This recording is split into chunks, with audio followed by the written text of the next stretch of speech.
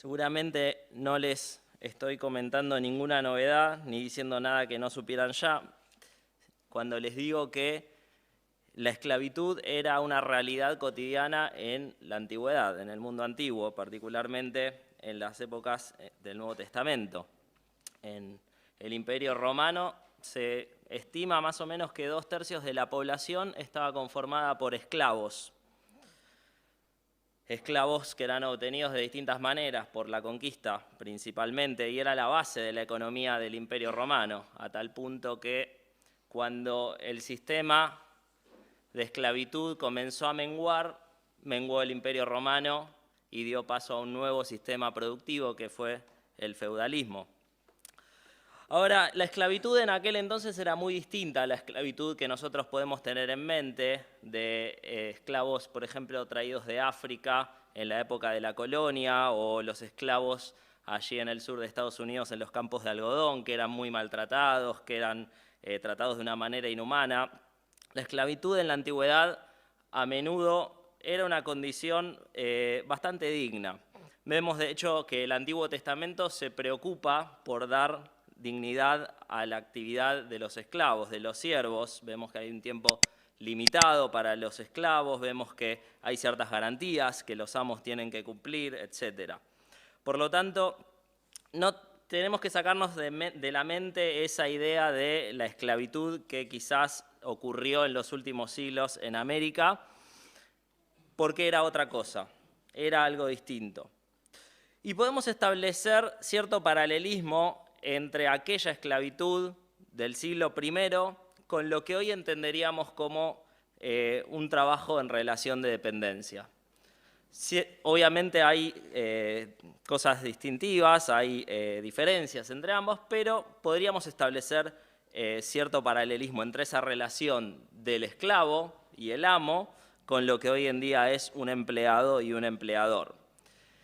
Entonces, Pablo va a estar tocando en este capítulo 6, versículos 1 y 2, este asunto. El asunto de cómo se lleva el amo con el siervo, cómo se lleva el empleado con el empleador. El tema del trabajo en la Biblia es un tema bastante abordado y se puede ver desde los mismísimos comienzos de la existencia humana. Lo estuvimos viendo en la clase los domingos a la mañana hace poco.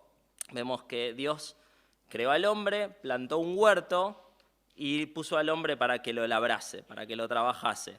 Ahí la idea de huerto, la palabrita, más que esas representaciones que a veces vemos del Edén como una especie de selva exótica con animales de todo tipo, alude más bien a una granja, la idea de una granja, un entorno agrícola para que el hombre trabaje. Ese era el huerto del Edén.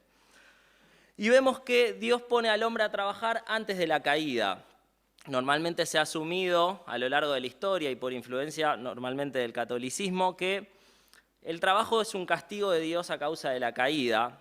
Sin embargo, algo que se ocupó de poner en claro la Reforma Protestante y que se condice con lo que enseña la Biblia es que el trabajo fue planeado por Dios en su proyecto original para el hombre y que la caída lo que produjo fue la maldición de la tierra para que el trabajo del hombre no fuera tan fructífero como hubiera sido si no había pecado.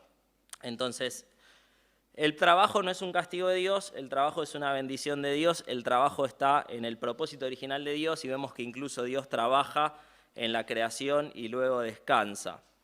Y aquellos que hayan leído las cartas de Pablo habrán notado que el trabajo es muy importante para Pablo, comenzando por su mismo ejemplo vivencial. Vemos en Hechos capítulo 18 que se nos dice que Pablo trabajaba, fabricaba tiendas.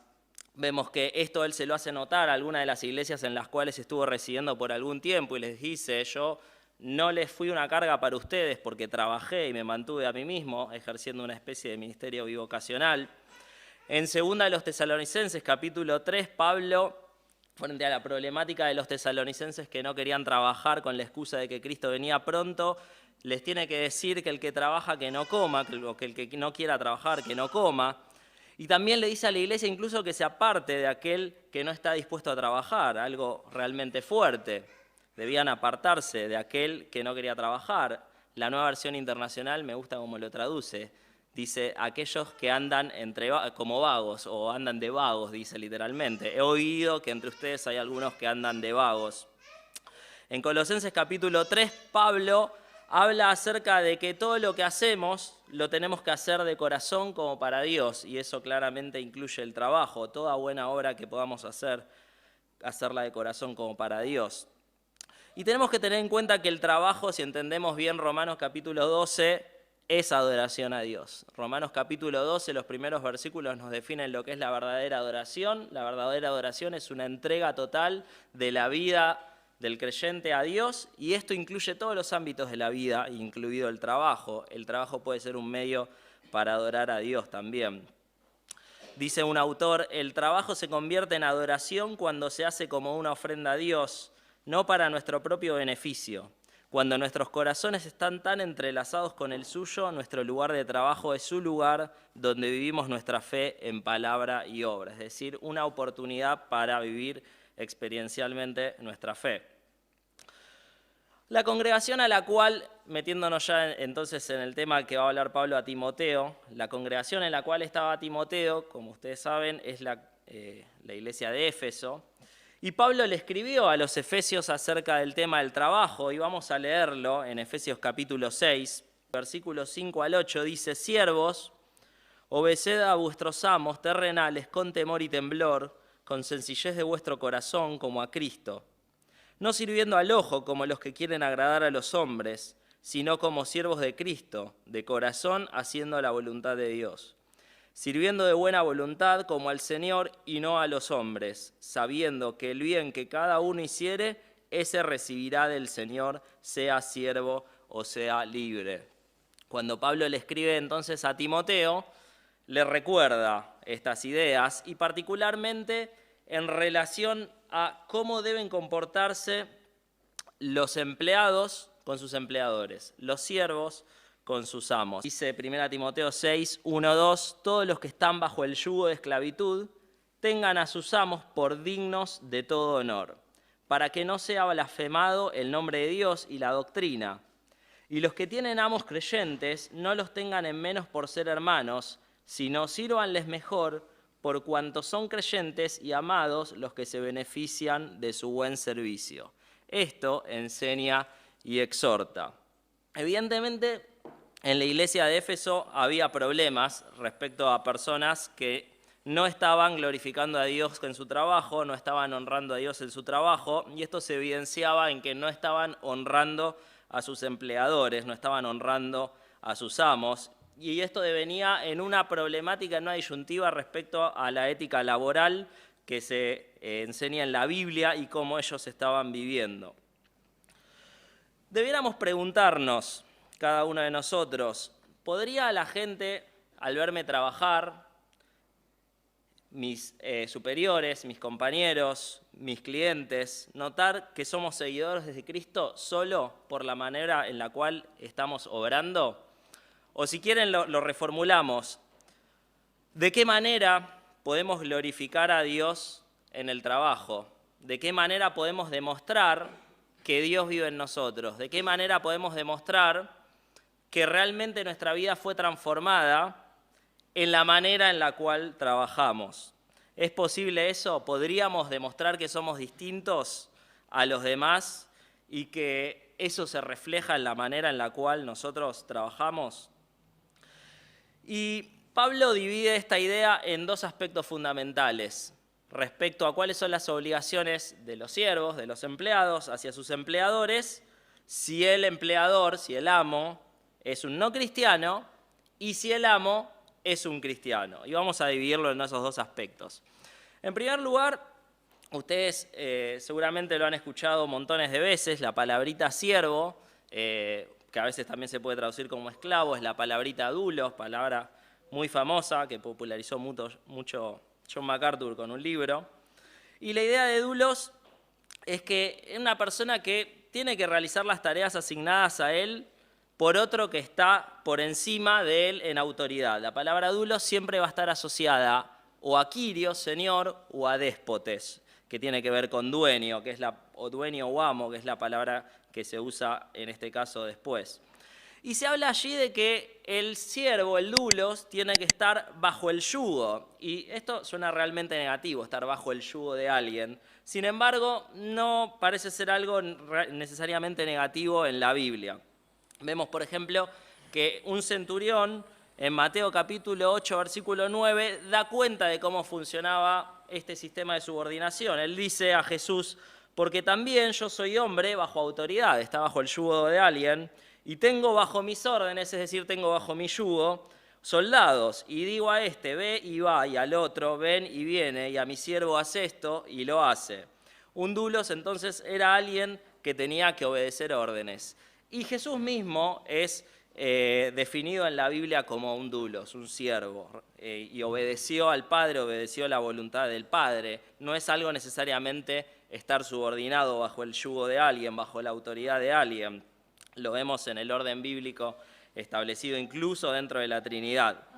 La Biblia nos define a nosotros mismos como doulos, como siervos o como esclavos, como lo quieran traducir, del mismo modo en el cual define a Cristo. Por lo tanto, ¿cuál es nuestro parámetro para el servicio en el ámbito laboral? En este caso, bueno, Cristo mismo, Cristo mismo.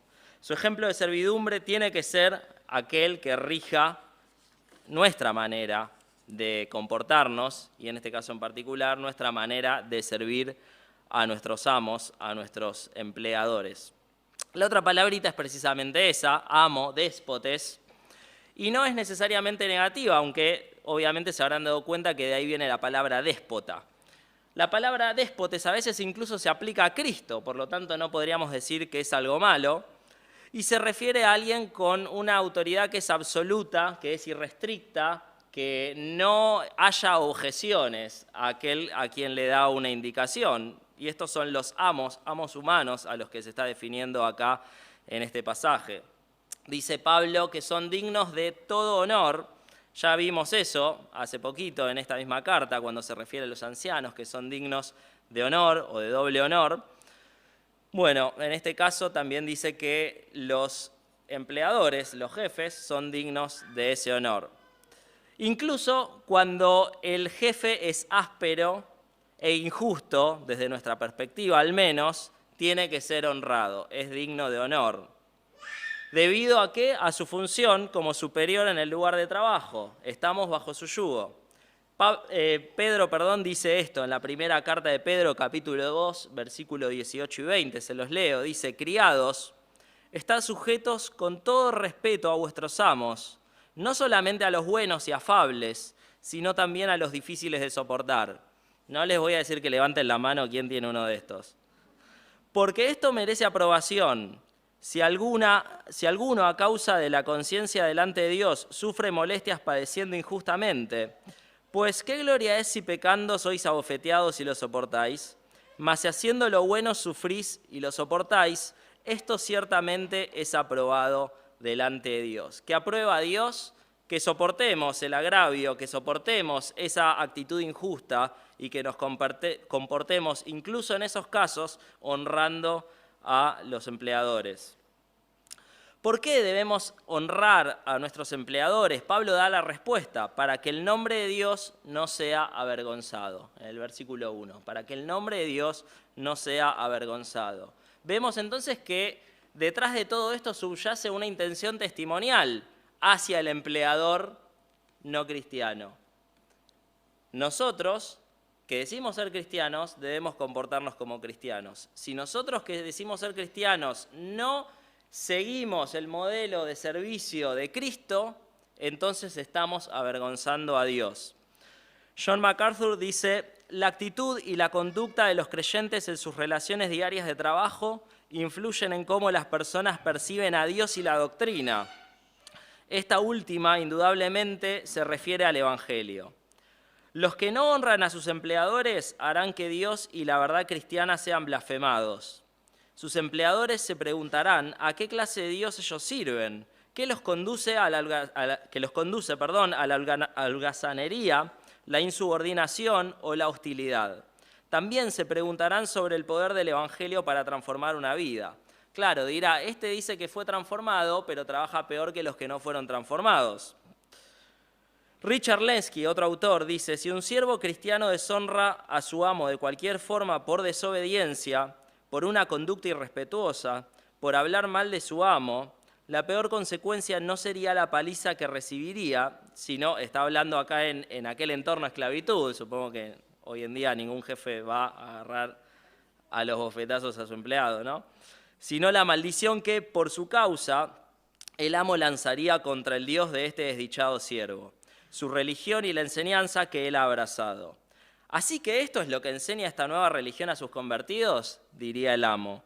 En vez de dar honor al Dios verdadero y al evangelio de su alto y santo nombre, como cada cristiano debe estar anhelante de hacer, este siervo produciría todo lo opuesto para disfrute del diablo. El trabajo es una oportunidad de adorar a Dios, de glorificar a Dios, de honrar a Dios y de proclamar a Dios. Por lo tanto, el compromiso del empleado cristiano, dice Pablo en este primer versículo, ante un empleador inconverso, no creyente, es el de dar buen testimonio del Evangelio por medio de un trabajo fiel que honre a Dios. Ahora, Pablo en el versículo 2 se refiere de las responsabilidades, las obligaciones del empleado hacia un empleador cristiano en este caso. Y es evidente que la tentación para los que tenían amos cristianos en aquel entonces y hoy en día también era esperar tal vez privilegios especiales debido a que eran iguales, coherederos, hermanos en Cristo. Y esto puede parecer prestarse a confusión en algunos pasajes bíblicos. En Gálatas capítulo 3, versículo 28, por ejemplo, Pablo dice: ya no hay judío ni griego, no hay esclavo ni libre, no hay varón ni mujer, porque todos vosotros sois uno en Cristo Jesús. Algunos podrían, escuchando estas palabras del apóstol, pensar: bueno, no hay esclavo ni libre, somos iguales. Soy igual a mi amo, en aquel entonces el empleado, soy igual a mi empleador, tenemos los mismos derechos, no hay diferencias. Sin embargo, tenemos que tener en cuenta que este pasaje no está eliminando estas diferencias, estas distinciones, ni étnicas, ni sociales, ni sexuales. Cuando Pablo dice no hay varón ni mujer, no está hablando acerca de que no hay distinción de roles entre los géneros o que no hay diferencias entre hombres y mujeres. Está hablando de la universalidad frente a Dios, está hablando del el igual acceso a la salvación que tenemos, la igualdad de importancia, la igualdad de dignidad frente a Dios, algo que no era común en la sociedad de aquel entonces. Lo mismo cuando dice que no hay esclavo ni libre. Sería incoherente que dijera esto y después dijera que los siervos tienen que servir a sus amos. Pablo no está aboliendo la esclavitud en este caso, sino que está hablando de otra cosa. Está hablando de lo igual importantes que somos delante de Dios, pero no está eliminando esas diferencias. Entonces, los cristianos que trabajan para otros cristianos no tienen que tener en menos a sus empleadores cristianos por ser hermanos, sino todo lo contrario, lo dice Pablo en el versículo 2, tienen que trabajar incluso mejor porque son cristianos, porque no solo está sirviendo a un amo terrenal, está sirviendo además a un hermano que va a cohabitar con él eternamente, ¿verdad? Gálatas 6, 9 al 11 dice: no nos cansemos pues de hacer el bien, porque a su tiempo segaremos si no desmayamos. Así que, según tengamos oportunidad, hagamos bien a todos. Y fíjense lo que dice: y mayormente a los de la familia de la fe. Mirad con cuán grandes letras os escribo de mi propia mano. Pablo parece hacer una distinción entre cómo tenemos que orar con las personas en general y con los hermanos de la fe. Incluso mejor, no dice con los otros peor, con los otros tenemos que orar bien, pero incluso mejor con los hermanos de la fe, dice Pablo. Son tus hermanos, son tu propia familia. Y esto claramente no excluye a los empleadores. Los que tienen empleadores cristianos entonces tienen que servirle mejor por cuanto son creyentes y son amados los que se benefician de su buen servicio. Y Colosenses 3, capítulo 3, versículos 22 y 25 dice: siervos, obedeced en todo a vuestros amos terrenales, no sirviendo al ojo como los que quieren agradar a los hombres, sino con corazón sincero, temiendo a Dios, y todo lo que hagáis, hacedlo de corazón como para el Señor y no para los hombres, sabiendo que del Señor recibiréis la recompensa de la herencia, porque a Cristo el Señor servís. Mas el que hace injusticia recibirá la injusticia que hiciere, porque no hay acepción de personas. Ese pasaje tiene mucha similitud con el que leímos al principio de Efesios, y creo yo que en base a todo lo que Pablo enseña sobre el trabajo, en Timoteo, en Colosenses 3 y en Efesios capítulo 6, se pueden sacar algunas conclusiones entonces de cómo debiera ser el trabajo de los empleados hacia los empleadores. Y son 9 y las decimos muy rapidito y con esto terminamos. En primer lugar, los creyentes tienen que servir obedientemente a sus empleadores, sin cuestionar, respondiendo respetuosamente, de manera sumisa, a las órdenes que se les dan. Los creyentes debiéramos servir a nuestros empleadores en todo. Tenemos que realizar lo que se nos pida, a menos que hacerlo viole la ley de Dios. Recuerden lo que dice Hechos capítulo 5. ¿Qué es más importante? Dice allí el equipo apostólico, servir a los hombres o servir a Dios, obedecer a los hombres u obedecer a Dios, claramente obedecer a Dios. En tercer lugar, los creyentes debiéramos servir y trabajar para nuestros empleadores con respeto. En cuarto lugar, los creyentes debiéramos trabajar con entusiasmo, con sencillez de corazón y de manera voluntaria, no de mala gana, porque tenemos que pensar que lo estamos haciendo para Cristo. Eso es lo que dice Pablo en Colosenses 3. Los creyentes, en quinto lugar, tendríamos que servir con excelencia. ¿Por qué? Porque Efesios 6:5 también dice, como a Cristo, lo estamos haciendo como para Cristo. No pensemos que lo estamos haciendo para una persona humana, lo estamos haciendo para Cristo. Tendríamos que servir diligentemente. Efesios 6:6 dice, no sirviendo al ojo, es decir, no hagamos las cosas por lo que ven las personas humanas, sino hagámoslas como si Dios nos estuviera viendo, y no las hagamos para alardear o para congraciarnos con otras personas, sino para recibir la gloria de parte de Dios.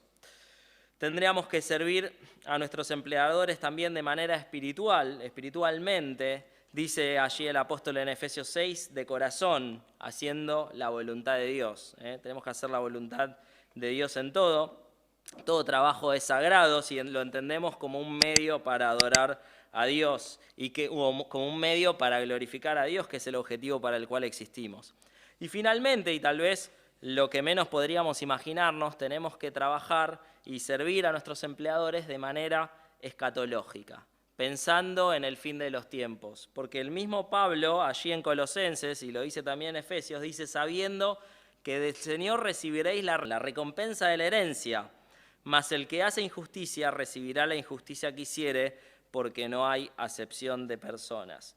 Seguramente no solemos pensar cuando llegamos al trabajo que lo que hagamos ese día en el trabajo va a tener una recompensa eterna, sin embargo, es lo que Pablo está diciendo. Por lo tanto, seguramente muchos de nosotros, los que estamos al menos activamente trabajando y trabajamos en relación de dependencia, tenemos cosas para pensar, cosas para reflexionar, cosas para ajustar y debemos tener presente que incluso el trabajo, aunque nos parezca insólito, es un medio para glorificar a Dios y para dar a conocer el testimonio de la obra de Dios en nuestras vidas. Amén.